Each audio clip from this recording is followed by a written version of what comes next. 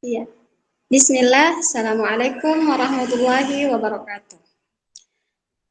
Ya, baik. Terima kasih atas kesempatan yang diberikan kepada kelompok 1. Untuk presentasi kali ini, kami akan mempresentasikan tentang artikel ilmiah yang berjudul Studi Literatur Pengaruh Motivasi Belajar Terhadap Kesehatan Mental Anak. Oke, sebelumnya kami buka dulu presentasinya dengan membaca doa. Rabbi shrah li sadri wa yassir li amri wahlul 'uqdatam min lisani yafqahu qawli. Ya, adapun nama kelompok kami yang pertama Suci Rahmania, kemudian Magfirah Uswatun Hasanah, Andi Putri Amelia Rahmat, Multazam, Ahmad Radif Ridawi, kemudian Matahari. Baik, kita masuk slide pertama. Ya, di sini ada abstrak. Ya, abstraknya membahas tentang motivasi belajar, di mana dalam motivasi belajar kesehatan mental memang peran penting. Jika seseorang memiliki kesehatan mental yang sehat, maka anak juga akan dapat memiliki motivasi yang tinggi dalam belajar. Bahkan jika ada anak yang masih sakit jiwa sebagai anak sulit untuk berekspresi secara bebas. Penerimaan diri, harga diri, dan rasa aman yang mempengaruhi motivasi belajar anak dalam hal persiapan belajar. Kemudian proses pembelajaran dan tindak lanjut pembelajaran. Penelitian ini bertujuan untuk mengungkap bagaimana gambaran kesehatan mental motivasi belajar anak dan bagaimana hubungan antara kesehatan mental dengan motivasi belajar anak dalam menuntut ilmu. Metode penelitian yang diambil adalah studi literatur yang mengambil referensi dari berbagai jurnal serta artikel. Baik, kita lanjut pada slide berikutnya. Ya, kami persilahkan kepada pemateri selanjutnya. Baiklah, terima kasih atas kesempatannya. Saya akan melanjutkan materi, yaitu pendahuluan. Motivasi belajar adalah sebuah penggerak atau pendorong yang membuat seseorang akan tertarik kepada belajar sehingga akan belajar secara terus-menerus. Motivasi yang rendah dapat menyebabkan rendahnya keberhasilan dalam belajar sehingga akan merendahkan prestasi belajar. Oleh karena itu, kesehatan mental dan motivasi belajar diartikan sebagai kegiatan pendidikan kesehatan yang dilakukan dengan cara menyebarluaskan pesan dan menanamkan keyakinan. Dengan demikian, anak tidak hanya sadar, tahu, dan mengerti, tetapi juga mau dan dapat melakukan anjuran yang berhubungan dengan kesehatan mental dan motivasi belajar. Motivasi merupakan salah satu unsur dalam mencapai prestasi belajar yang optimal. Selain kondisi kesehatan secara umum, intelijensi, dan bakat minat. Motivasi ditandai dengan munculnya emosi dan afeksi seorang. Singkatnya, motivasi dikaitkan dengan masalah psikologis, emosional, dan afeksi yang dapat menentukan perilaku manusia. Motivasi dirangsang oleh adanya tujuan, karena motivasi merupakan reaksi terhadap perilaku. Menurut Purwanto tahun 2012, hal ini didasarkan pada keyakinan bahwa peningkatan motivasi anak tidak hanya mempengaruhi hasil belajar yang diperoleh, tetapi juga manfaat dan keseluruhan proses pembelajaran. Menurut Aizuddin tahun 2012, Surya Brata tahun 2008 menyatakan bahwa anak yang memiliki motivasi belajar tinggi dapat diketahui melalui aktivitas-aktivitas selama proses belajar, antara lain menyiapkan diri sebelum mengikuti pelajaran, mengikuti pelajaran di kelas, dan menindaklanjuti pelajaran di sekolah. Slide berikutnya. Kesehatan adalah kebutuhan seumur hidup karena kesehatan telah menjadi fokus spesialis pendidikan. Ada upaya untuk memasukkan masalah kesehatan ini ke dalam kurikulum pendidikan sebagai bidang studi yang terpisah. Bidang pendidikan jasmani dan ilmu tidak hanya dilihat dari segi fisik, melainkan dari kondisi fisik, psikis, spiritual, dan spiritual sosial.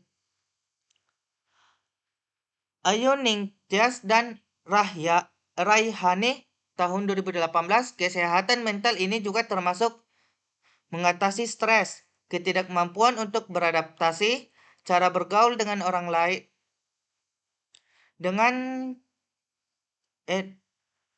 dan upaya yang berkaitan dengan pengambilan keputusan. Kesehatan mental setiap orang berbeda-beda dan mengalami dinamika dalam perkembangannya, karena pada hakikatnya manusia dihadapkan pada kondisi di mana ia harus menyelesaikan dengan beragam alternatif pemecahnya. Kadang-kadang banyak orang mengalami masalah kesehatan mental di beberapa titik dalam hidup mereka. Karena itu, kesehatan mental sangat penting bagi anak dalam rangka memotivasi belajar. Anak yang sehat mentalnya tentu akan memiliki motivasi yang kuat dalam belajar, dan begitu sebaliknya. Kesehatan mental menjadi faktor utama munculnya motivasi belajar. Hal ini terjadi pada semua anak dalam dunia pendidikan. Baiklah, sampai sini yang saya dapat sampaikan. Saya kembalikan ke moderator. Baik, terima kasih kepada Ahmad. Kami lanjut pada metode. Silahkan kepada pemateri selanjutnya. Terima kasih atas kesempatan yang diberikan. Saya akan membawakan materi metode, yaitu jenis penelitian ini menggunakan penelitian studi literatur yang menggunakan buku-buku dan literatur lainnya sebagai objek yang utama. Penelitian ini menghasilkan informasi berupa catatan dan data deskriptif yang terdapat di dalam teks yang diteliti. Selanjutnya yaitu hasil dan pembahasan. Motivasi belajar. Pada dasarnya, motivasi adalah suatu usaha yang didasari untuk menggerakkan, mengarahkan, dan menjaga tingkah laku seorang agar ia mendorong untuk bertindak melakukan sesuatu, sehingga mencapai hasil atau tujuan tertentu. Menurut Clayton Alderfer dalam Hamdu dan Agustiana 2011, motivasi belajar adalah kecenderungan siswa dalam melakukan kegiatan belajar yang didorong oleh hasrat untuk mencapai prestasi dan hasil belajar sebaik mungkin. Motivasi dipandang sebagai dorongan mental yang menggerakkan dan mengarahkan perilaku manusia, termasuk perilaku belajar.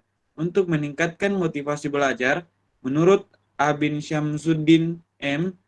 dalam Hamdu dan Agustina 2011, yang dapat kita lakukan adalah mengidentifikasi beberapa indikatornya dalam tahapan-tahapan tertentu.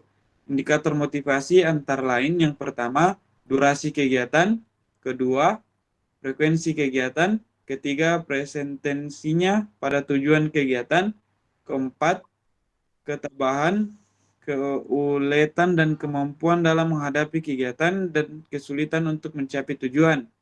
Yang kelima, pengabdian dan pengorbanan untuk mencapai tujuan. Yang keenam, tingkah aspirasi yang hendak dicapai dengan kegiatan yang dilakukan. Yang ketujuh, tingkah kualifikasi prestasi. Yang kedelapan, arah sikapnya terhadap sasaran kegiatan. Sekian dari saya kembalikan ke moderator. Baik, terima kasih kepada Ahmad Mubarak. Lanjut kepada materi selanjutnya, dipersilahkan kepada Suci. Baiklah, selanjutnya adalah kesehatan mental pada anak. Menurut Bernard dalam Badarudin Elmansyah dan Said tahun 2016, dapat dipahami bahwa kondisi kelas yang menggambarkan kualitas kesehatan mental di kelas dapat dilihat dari adanya keefektifan dan kesuksesan dari aktivitas siswa dalam belajar di kelas. Kepuasan siswa terhadap hasil jerih payah dan prestasi yang didapatkan, bergembira atau menyenangi pekerjaan dan pergaulannya, serta mampu bekerja sama dengan temannya sebaik bekerja sama dengan dirinya sendiri. Kesehatan mental di kelas akan baik apabila adanya penghargaan diri, serta rasa terlindungi yang tinggi dapat meningkatkan kesehatan mental. Sebaliknya, kesehatan mental di kelas akan menurun jika tidak bebas dalam berekspresi, penerimaan yang tidak baik, tidak adanya penghargaan diri, dan tidak adanya rasa terlindungi. Kemungkinan kesehatan mental di kelas berada pada kategori cukup sehat, disebabkan oleh sebagian besar siswa tidak kreatif, sehingga tidak bisa mengekspresikan ide-ide dan gagasannya. Kreativitas dapat muncul jika guru memberikan stimulus. Next.